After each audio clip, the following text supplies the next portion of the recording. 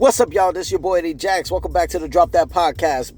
Before we get into some wrestling talk, this episode is brought to you by Layback TV, okay? Over 10,000 channels, movies on demand, every sports channel. You can get all the HBOs, all the languages. You can get it on your iPhones, on the Apple Store, and your Androids on the Play Store. Or you can keep it at home on your Fire Sticks. Go on laybacktv.com, okay? LAYBACKTV.com. And then you can go on the Instagram, official_layback TV, okay? See if I'm bullshitting, alright? Now let's get back to some wrestling talk. Woo! Alright.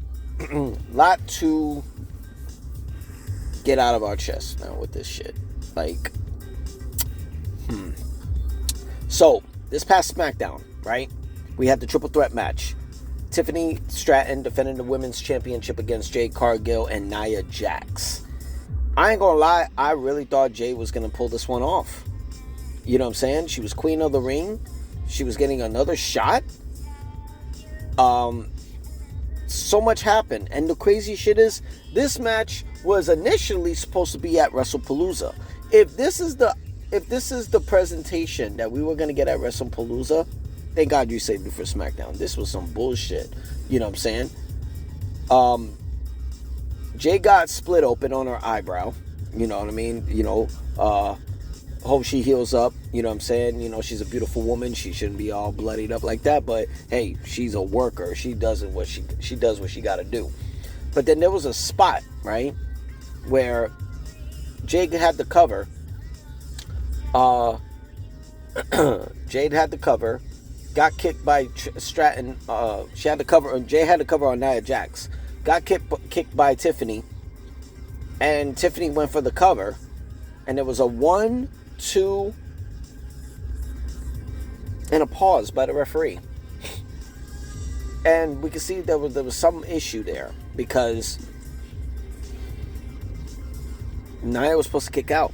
That was an interesting botch right there. I don't know. I think I would have to call that a miscommunication, but the fact that it happened live on SmackDown was fucked up. But Tiffany pulled off the win, and she meets Stephanie Vaquer at Crown Jewel for the Women's Crown Jewel Championship. They had that last year. Nia Jax, speaking of Nia Jax, took on Liv Morgan, and Liv Morgan pulled off the win for the Women's Crown Jewel Championship. Now it's going to be Tiffany versus Stephanie. I think I like this match actually a lot better. But it's all about what you do. Because right now, Stephanie's on a roll. You know, winning the Women's World Championship at WrestlePalooza. You know, in a pretty everyone's calling it a 5-star match against Io Sky. I like this match. This is a great match. I like these matches a lot better than last year's. Last year we got Cody Rhodes versus Gunther. Cody got the win. Liv versus Nia. I thought it was a very big mismatch on that one. It just didn't make sense. This makes sense. Two athletic women, such as Tiffany Stratton, the women's champion, and the women's world champion, Stephanie Vaquer. This is a match. This screams 5-star match. This should not. I haven't seen a very high-profile 5-star match from Tiffany Stratton, and I think it's based off the dance partners. You know what I'm saying? Her match with Charlotte at WrestleMania was her match at Evolution against the Hall of Famer Trish Stratton. Her first match with Jade Cargill at SummerSlam. It didn't have a good one until the second match. You know what I'm saying? This is the match that Tiffany needs. But two high flyers, I don't know. Like, this is screaming. And, you know, with Cody taking on Steph, love it too. So I can't wait to see it. They had a Cody and Paul Heyman promo where Cody's questioning Paul Heyman about the introduction Heyman did at WrestlePalooza with Brock Lesnar when he was facing John Cena. Brock, if you don't recall, at WrestlePalooza, the opening match was Brock versus Cena, and out of nowhere we hear, "Ladies and gentlemen," and Paul Heyman gave the introduction. And if you could see back a week before that, they met up backstage and they said we should talk. I want to know what they're talking about, because this is starting to raise my eyebrow. Like, we're getting close to Survivor Series. So what is entail with Brock Lesnar and the Vision? And what does Seth got to do with it? Because I'm just seeing Paul Heyman in the same room with Brock with Bronson Reed and Braun Breaker. I don't see Seth anywhere. And Seth is really going through it, when it comes down to Cody. So, I don't know. I guess we'll see. It's going to be interesting. And why do I feel like Brock Lesnar might be in Perth for Crown Jewel, but not for a match? I don't know. Kind of curious about that. One thing I'm also curious about, Cody Rhodes, gets help by Randy Orton, but he also had a talk with Jey Uso. And one thing that Jey and Randy do, they love staring at the undisputed WWE title. In the same week they did it. I don't know. Something's raising my eyebrow when it comes down to Jey Uso. Might be a heel turn. But shout out to Jacob Fatu, came back to put the lights out on Drew McIntyre. So shout out Jacob Fatu. Makes me wonder, what the hell are they doing with the MFTs? Solo Sikoa and the rest of the gang. I don't know. Let's get into this past Raw. Notice that there's no pyro on Raw. Very interesting, right? Cody, he didn't get any pyro. Hell, AJ Styles didn't get any pyro. Whoever's controlling pyro, they fuck shit up. Just saying. Dominic Mysterio retains the Intercontinental Championship against Rusev. I like this because I feel like it's too soon for Rusev to get a championship. And Dom is killing it as Intercontinental Champion and AAA Mega Campeón. Okay? Shout out to him, the king of the luchadors. Dom is on fire. And the crazy shit is, his fire now is a hell of a lot better than when he was two-time North American champion in NXT. And he wasn't even in NXT. He just went there and won the belt. So I kind of like this era of Dom. I still feel like he's going to lose the Intercontinental Championship first. I don't know. Someone's telling me this. Because it'd be weird for Dragon Lee, who gets a shot at the AAA Mega Championship, gets to beat him. I don't know why. But it's been announced, John Cena, his last match is official. Saturday night's main event will go down in December in Washington, D.C. It just raises the eyebrow. Who's it going to be? So many people have stated, who could it be? You know what I mean? Some people say it could be Gunther, since he retired Goldberg this past summer. Some people say it could be Brock Lesnar running it back with him. And I feel like if you're going to make it Brock Lesnar, are you going to make Cena win or lose? Another person that it could be, I mean, a lot of people say it's Dom.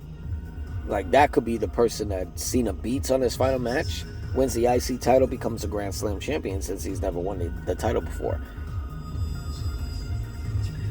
I mean, as far as rivals go, hell, what's stopping it from being Roman?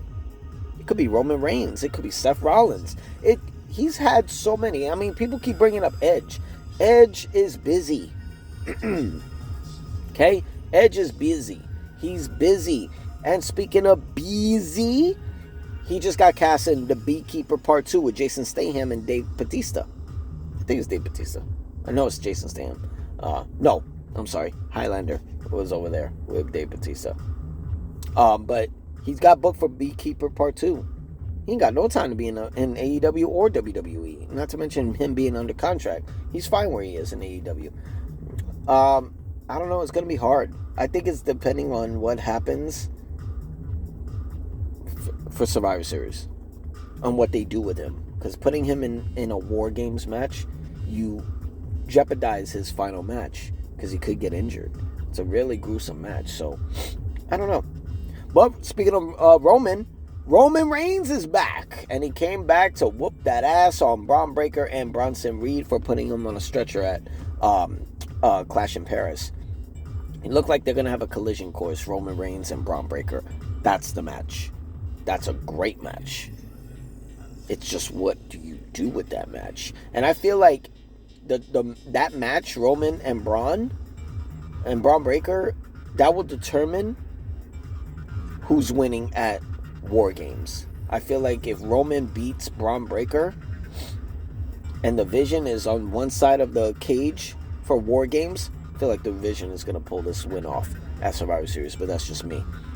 But let's see if they make it official, because Roman looked like he's hyping up Jey Uso to be the next tribal chief. So it looks like it's for real. Jey is really acting this way because Roman's hyping him up, and it's the reason why you didn't win the World Championship.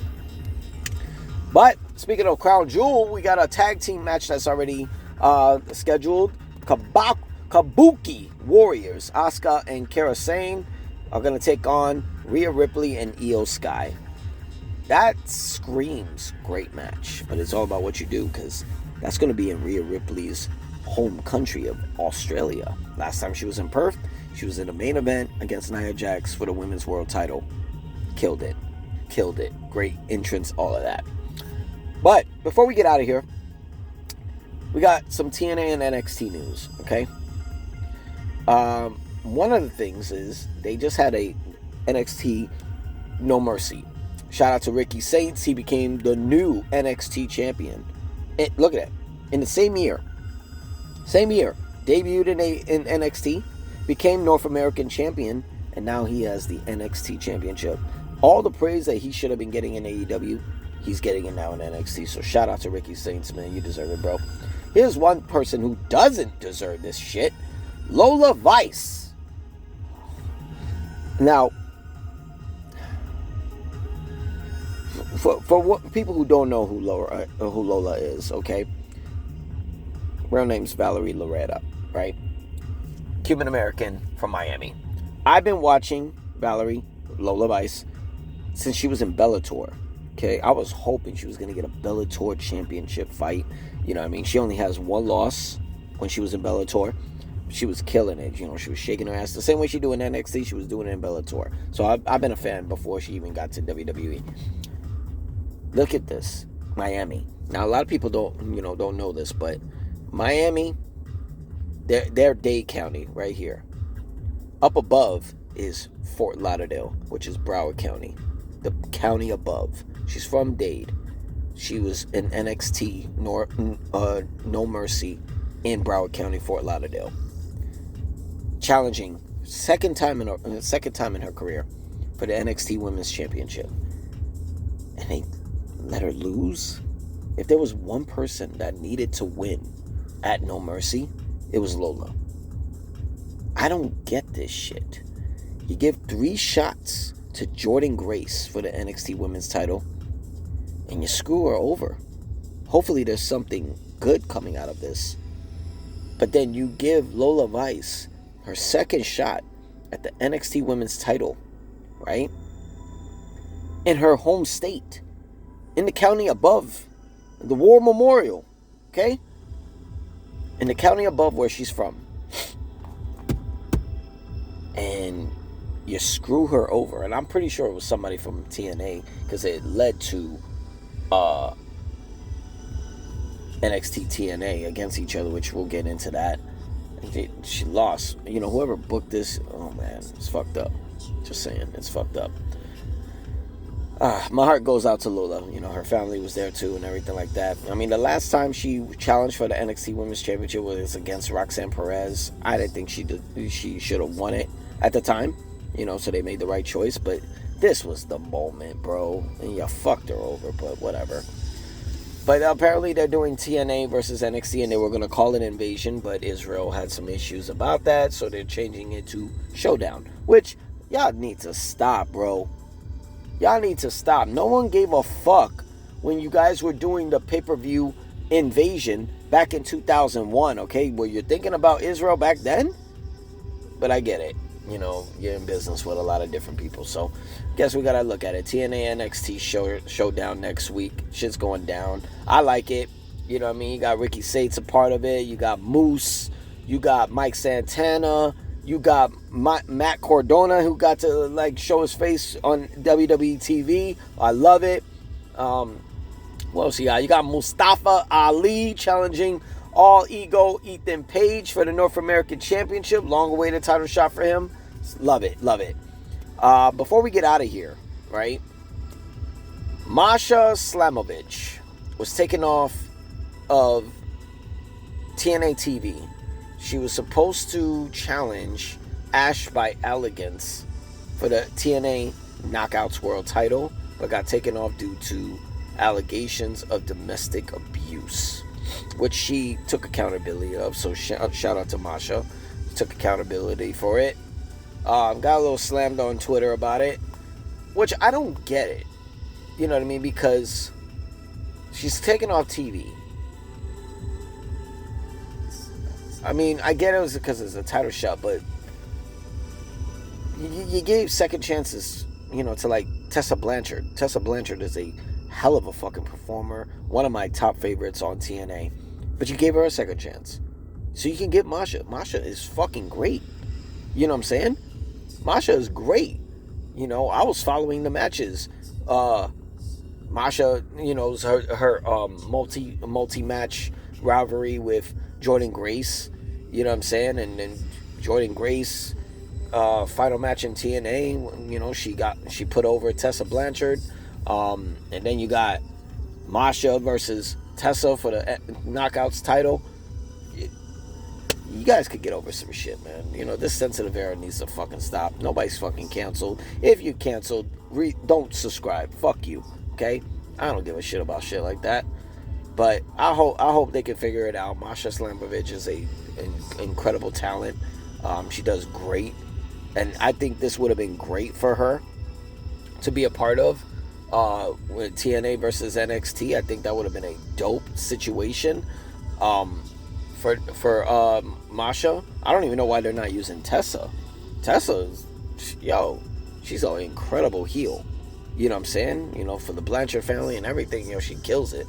But that's just my fucking opinion. But that's all we got for Wrestling Talk. I'm your boy Eddie Jax. This is the Drop That Podcast. Make sure you hit that sub button, like the page, make a comment, do what you want. Support, okay? Just support. Because we're going to talk our shit. You know what I'm saying? But we would love it if you talk your shit too. Y'all be safe, all right? Peace.